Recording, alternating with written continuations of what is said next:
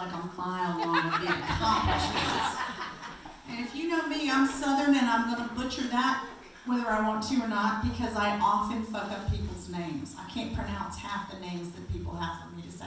So sometimes I try not to. I can tell you that he was the first ever transgender person on the ballot in Washington State. Yes.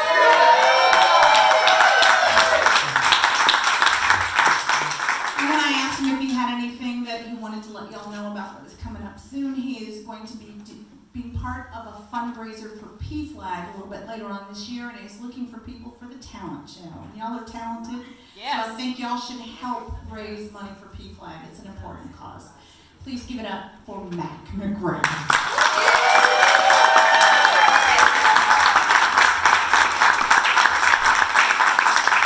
Dixie. Happy coming out day. So yeah, I try to come out as something new every year.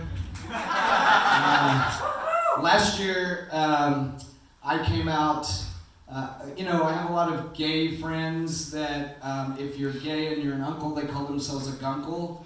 So I figured I came out as a trunkle since I'm trans.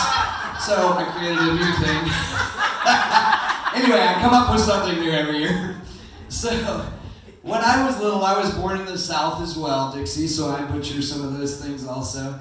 And back in the Bible Belt. I've mostly recovered, don't worry.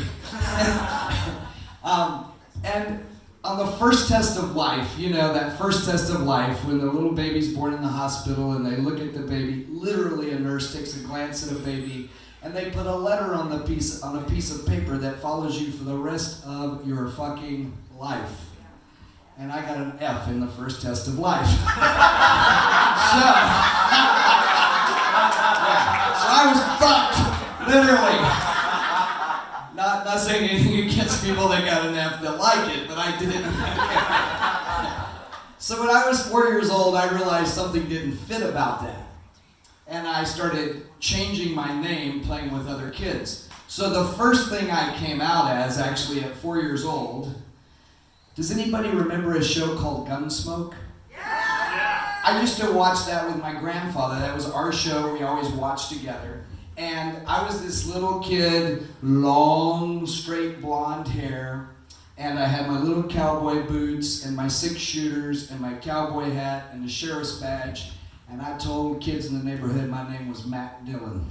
Yes. Now, if you've ever seen that show, Matt Dillon was the sheriff in Gunsmoke. And now that I think back about that, that was a very progressive show because his girlfriend, you remember this? I didn't get it when I was little. But looking back, his girlfriend was the brothel lady mom who would walk down this beautiful staircase, long, pretty red hair, and I had the hots for her. Ooh. I was like, I want to be him because, yeah. You get it. I was only 4 and I already got this. So my first coming out was as a sheriff. And then, I'm born and raised in the South. And so the next real coming out was just as a tomboy until I hit puberty.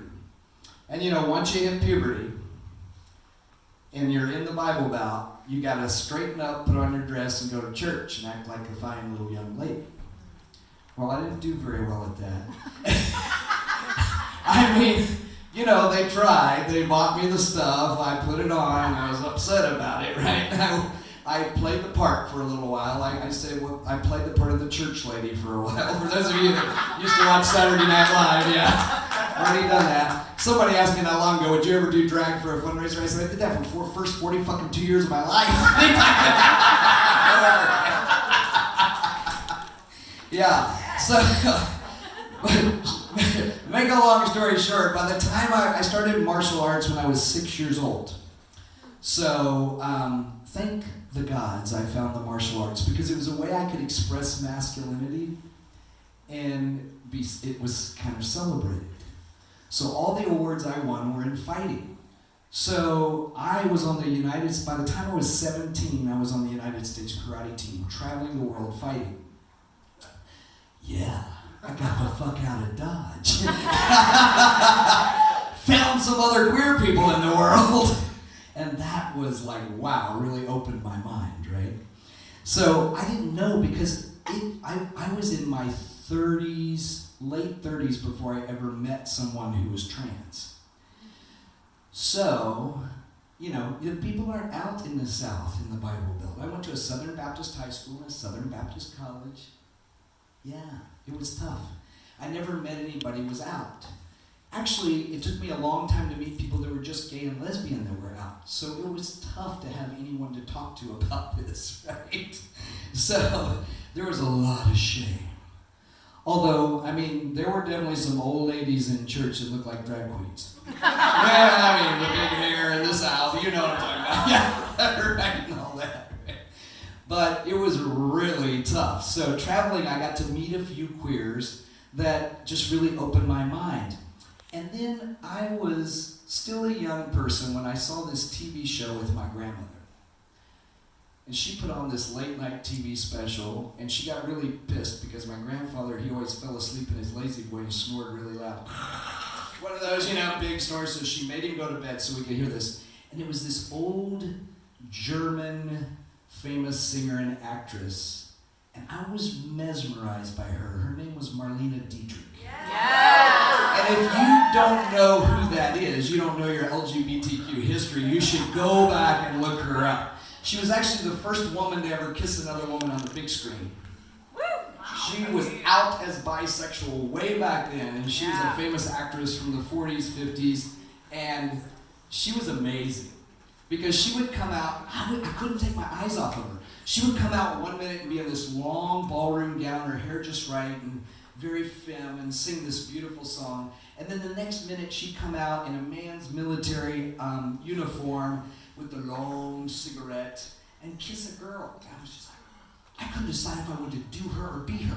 I was like, God, yes! She just told me this gender thing isn't so fixed. It was the first view I got that I wasn't stuck. That was amazing.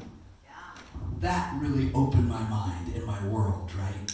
But I was on the U.S. karate team. Guess what? They wouldn't let me compete if I started any type of transition.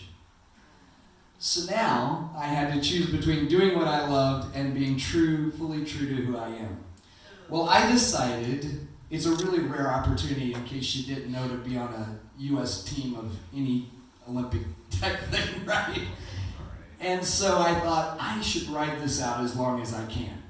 Well, I just happen to have really good genetics. So the last time I competed, I was 39 years old, and I won 2 medals in the World Championships at 39 as the oldest male or female person on the U.S. karate team. I won 2 medals. One for the old farts. And then went, it's time for me to retire and be myself, and I retired. And within 2 years, moved to Seattle to find community and started medical transition. And here I am today. Now, I need I've got Peter. Peter's going to help me. I need one more volunteer from the audience for the rest of this story. Can I have one volunteer? An extrovert. Come on. I need one volunteer. We have props. We have props. Come on up. Come on. Good. Okay.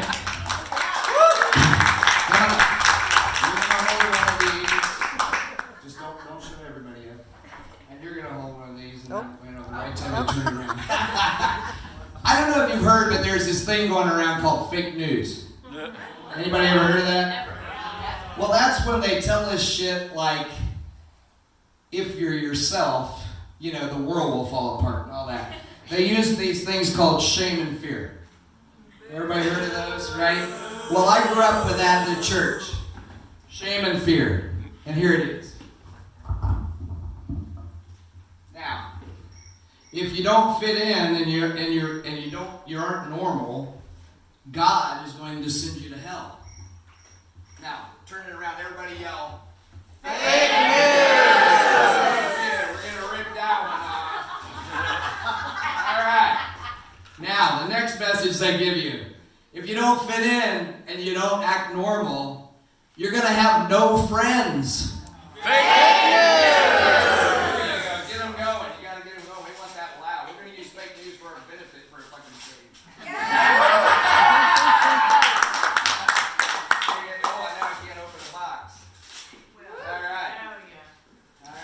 Oh, here's That's a good one.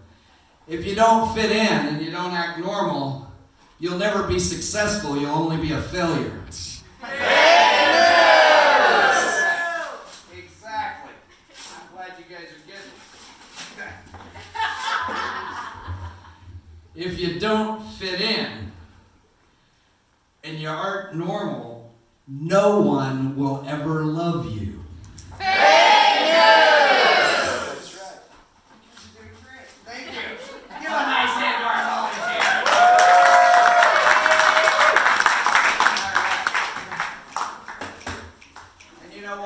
You know why all that's fake news? This is one thing I learned about being a transgender person, because it's not about our hearts, people. It's not about our parts, people. It's about our hearts. Right? That's what counts. It's about our hearts, not our parts. Thank you very much.